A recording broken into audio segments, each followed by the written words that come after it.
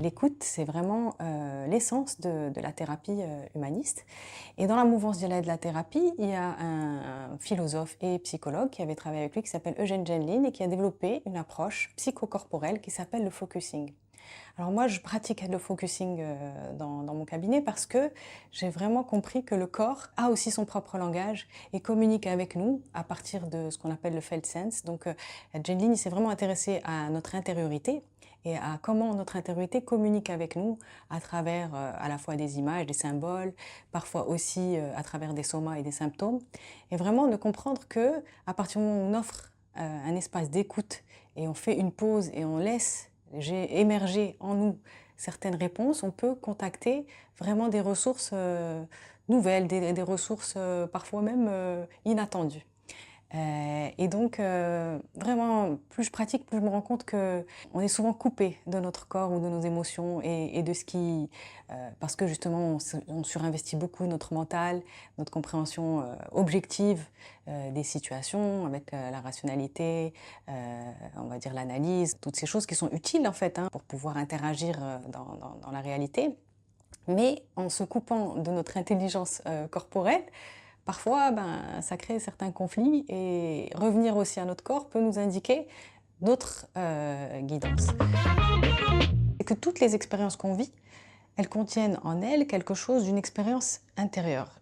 Genlin appelle ça l'experiencing. Donc l'experiencing, c'est vraiment quand tu rentres dans un lieu spirituel et tu sens qu'il y a une énergie ou quelque chose et ton corps vit une expérience intérieure.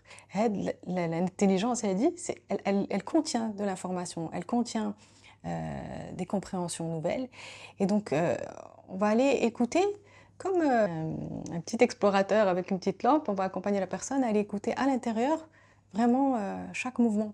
Parce que d'un sens corporel, on appelle sens corporel parce que c'est le ressenti du corps qui va se manifester dans une place du corps, puis donner peut-être une image ou une symbolique, voire un message. Et ensuite, une fois qu'il l'a livré, il va y avoir un autre mouvement vers un autre sens corporel. Et petit à petit, on va aller explorer tout ça jusqu'à ce qu'il y ait une détente globale et une compréhension globale de la situation. Et donc de ce flou, de cette sensation très floue du départ où on ne sait pas exactement ce qui se joue, petit à petit, avec le focus de l'appareil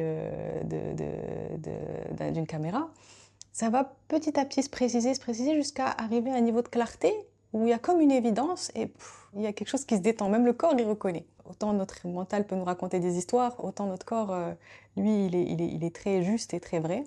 Et à partir du moment où on arrive à connecter corps et esprit, eh bien, il y a quelque chose qui bouge. Et quand ça bouge de l'intérieur, eh bien, ça bouge aussi de l'extérieur. Il y a un mouvement, il y a une action qui peut être beaucoup plus juste, en fait. Ça peut aussi se faire avec l'art-thérapie, c'est-à-dire que parfois on peut utiliser le dessin, etc. Parce que toujours dans cette idée que ça se fait beaucoup avec les symboles, les images, voilà, toutes ces significations intérieures qui, quand on arrive à mettre des mots M-O-T-S sur les mots M-A-U-X, les malaises, eh bien, il y a quelque chose qui se clarifie et qui se détend et qui permet d'être dans le mouvement, dans ce qui est le plus juste pour soi en fait.